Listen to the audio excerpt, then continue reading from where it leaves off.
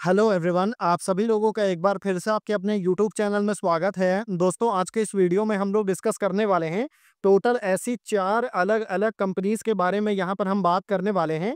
और देखिए इन चारों कंपनीज़ में कॉमन क्या है, तो इन चारों कंपनी के जो है ना अभी क्वार्टर 1 फाइनेंशियल ईयर 26 का जो रिज़ल्ट है, वो यहाँ पर डिक्लेयर हो चुका है। और आपको बता दूँ कि कंपनी के क्वार्टर 1 के जो रिज़ल्ट आए हैं, यहाँ पर बेसिकली हम कंपनी के क्वार्टरली रिज़ल्ट को हम डिस्कस नहीं करेंगे। बेसिकली क्वार्टर 1 के रिज़ल्ट आने के साथ-साथ कंपनी के शेयर होल्डिंग पैटर्न में जो है काफ़ी सारी चीज़ें चेंज हुई है। और इन चारों कंपनीज़ में जो है ना अभी रिसेंट क्वार्टर यानी कि क्वार्टर 1 में एफआईआई की तरफ से यानी कि फॉरेन इंस्टीट्यूशनल इन्वेस्टर की तरफ से फ्रेश बाइंग यहाँ पर हमको देखने को मिल रही है। और ये फ्रेश बाइंग क्या है, कितने परसेंटेज की बाइंग यहाँ पर हमको बढ़ते हुए देखने को मिली है, एफआईआई की होल्डिंग कितनी बड़ी है, यही सब हम यहाँ पर एक-एक करके डिस्कस करने वाले हैं। तो काफ़ी इन्फॉर्मेटिव वीडियो होने वाला है, तो वीडियो को पूरा एंड तक ज़रूर देखिएगा। तो चलिए फिर आगे बढ़ते हैं और पहली कंपनी की तरफ चलते हैं। देखिए, हमारी इस लिस्ट में जो पहली कंपनी है, कंपनी का नाम है विशाल मेगा मार्ट लिमिटेड। विशाल मेगा मार्ट की बात करूँ तो ये जो कंपनी है, वो आपको डीमार्ट जैसा काम करती है। हाइपर मार्केट चेन है कंपनी का। पूरे इंडिया में अक्रॉस जो है ना आपको ग्रोसरी और से रिलेटेड, इलेक्ट्रॉनिक्स से रिलेटेड कंपनी के अलग-अलग आपको यहाँ पर शॉप्स वगैरह देखने को मिलता है। और बेसिकली ये काफ़ी बड़ी कंपनी है। अगर आप देखेंगे यहाँ पर तो 63,000 से ज़्यादा का मार्केट कैप है इस कंपनी का, काफ़ी बड़ी कंपनी है। आरओई एंड आरओसी जो है वो आपको बहुत ज़्यादा इंप्रेसिव नहीं है।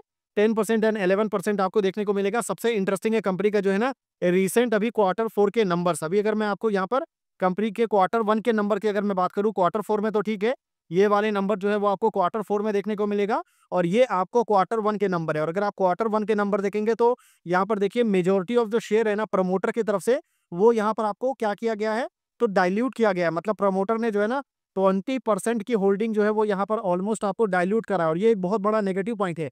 पर नेगेटिव पॉइंट तब है जब अगर प्रमोटर बेच रहे हैं और पब्लिक खरीद रही है। पर यहाँ पर क्या हुआ है, यहाँ पर बिल्कुल इसका उल्टा हुआ है। मतलब प्रमोटर ने बेचा है पर यहाँ पर खरीदा किसने है, तो खरीदा है एफआईआई और डीआईआई यानी कि फॉरेन इंस्टीट्यूशनल इन्वेस्टर और डोमेस्टिक इंस्टीट्यूशनल इन्वेस्टर यानी कि म्यूचुअल फंड ने भी जो यहाँ पर अच्छी बाइंग की है। अब अगर मैं यहाँ पर एफआईआई की बात करूँ तो 6.58% से बढ़ करके इनकी होल्डिंग जो है 7.03% हो गया था।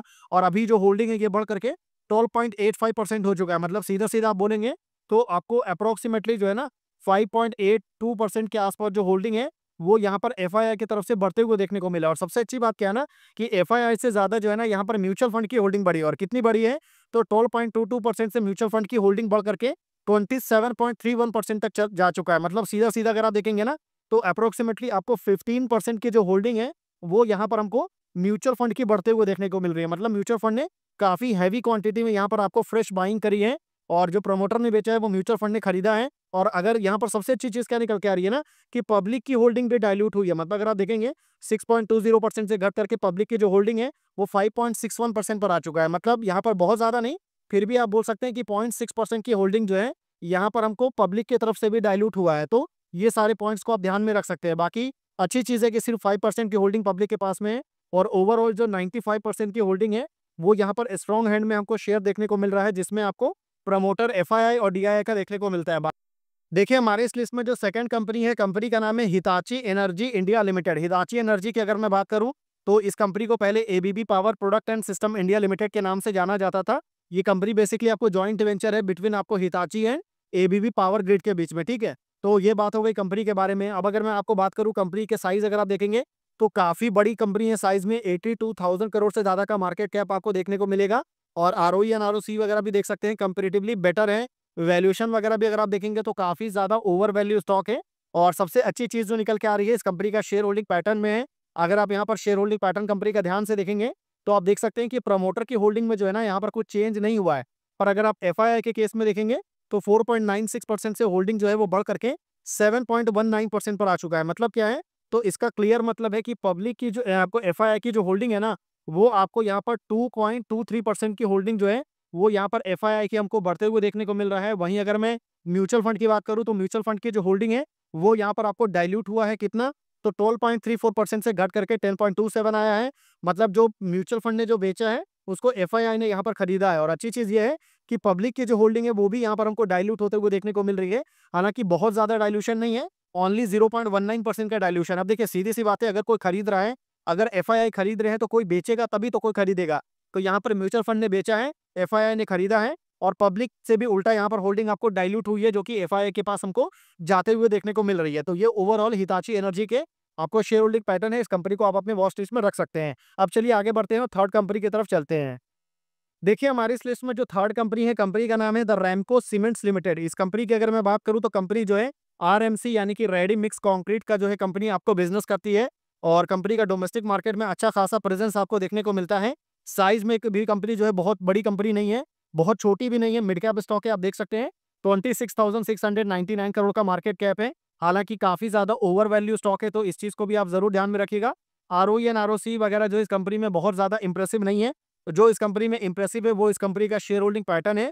अगर आप इस कंपनी के शेयर होल्डिंग पैटर्न के ऊपर अगर आप आएंगे तो यहाँ पर देख सकते हैं कि प्रमोटर की जो होल्डिंग है वो बिल्कुल कांस्टेंट है। लास्ट क्वार्टर के कंपैरिजन में इस क्वार्टर में कुछ चेंज जो है वो नहीं हुआ है। हालांकि अगर मैं एफआईआई की बात करूं तो एफआईआई की जो होल्डिंग है वो 7.29 से बढ़ करके 8.43 पर पहुंच चुकी है। मतलब क्या है, तो इसका क्लियर मतलब है कि एफआईआई ने यहाँ पर 1.3% के आसपास या 1.2% के आसपास आप बोल सकते हैं कि होल्डिंग जो है यहाँ पर आपको बढ़ी है। और यहाँ पर भी सेम चीज है, एफआईआई ने खरीदा है, प्रमोटर ने बेचा नहीं है। तो बेचा किसने है, तो यहाँ पर आपको म्यूचुअल फंड ने बेचा है, जो कि 30% से घट करके 27.85% पर आ चुका है। और यहाँ पर पब्लिक की जो होल्डिंग है वो यहाँ पर बढ़ते हुए देखने को मिल रही है। मतलब म्यूचुअल फंड ने बेचा है, अपनी होल्डिंग को डाइल्यूट किया है, और एफआईआई और पब्लिक दोनों ने मिल करके खरीदा है। और गवर्नमेंट की होल्डिंग जो है वो बिल्कुल कांस्टेंट देखने को मिल रही है। तो गवर्नमेंट एंड प्रमोटर कांस्टेंट है, एफआईआई ने खरीदा है, म्यूचुअल फंड ने बेचा है, पब्लिक ने भी खरीदा है। तो द रैमको सीमेंट कंपनी का नाम है। फर्दर आप इस कंपनी को अपने वॉच लिस्ट में रख सकते हैं। अब चलिए आगे बढ़ते हैं और लास्ट कंपनी की तरफ चलते हैं।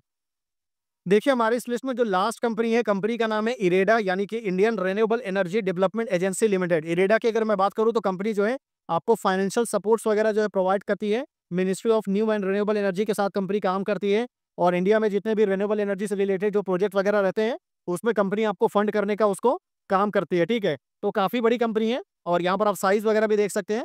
44,681 करोड़ का आपको मार्केट कैप देखने को मिलेगा इस कंपनी का। आरओई एंड आरओसी जो है वो डिसेंट है। हालांकि इस कंपनी का वैल्यूएशन देखेंगे तो फेयरली वैल्यूएशन के ऊपर में स्टॉक अभी अवेलेबल है, बहुत ज्यादा ओवर वैल्यू नहीं है। मार्जिन इस कंपनी का बहुत ज्यादा स्ट्रॉन्ग है, 88% से ज्यादा का मार्जिन आपको देखने को मिलेगा। बाकी अगर मैं इस कंपनी के शेयर होल्डिंग पैटर्न के ऊपर अगर मैं आपको लेकर के आऊँ तो यहाँ पर अगर आप ध्यान देंगे ना तो प्रमोटर की जो होल्डिंग है वो ऑलमोस्ट आपको 3% के आसपास, 3.3% के आसपास जो है ना यहाँ पर डाइल्यूट हुआ है प्रमोटर की होल्डिंग। बाकी अगर मैं एफआईआई की बात करूँ तो एफआईआई ने इसको खरीदा है और 1.74 से बढ़ करके ये 3.26 पर आ चुका है।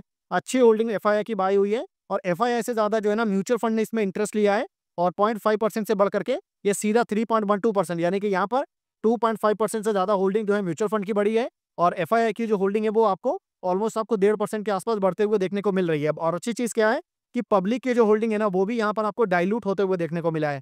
तो अच्छी बात है कि सिर्फ आपको आपको प्रमोटर ने यहाँ पर बेचा है, पब्लिक ने यहाँ पर बेचा है और एफआईआई और डीआईआई दोनों ने मिल करके खरीदा है। तो इरेडा को जो है आप फर्दर अपनी वॉच लिस्ट में रख सकते हैं। तो ये कुछ कंपनीज थी जो यहाँ पर मैंने अभी आपके साथ डिस्कस किया है, जिनके अभी लेटेस्ट यहाँ पर हमको शेयर होल्डिंग पैटर्न का डेटा यहाँ पर निकल के आ रहा है।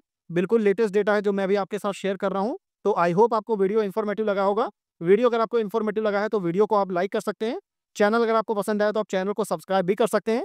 तो फिर मिलते हैं आपसे अगले वीडियो में, तब तक के लिए गुड बाय। बाकी मेरी तरफ से किसी भी तरह का कोई भी चारों में से किसी भी कंपनी को लेकर के कोई भी बाई सेल होल्ड का जो रिकमेंडेशन है वो बिल्कुल भी नहीं है। तो इस चीज को भी आपको ध्यान में रखना है।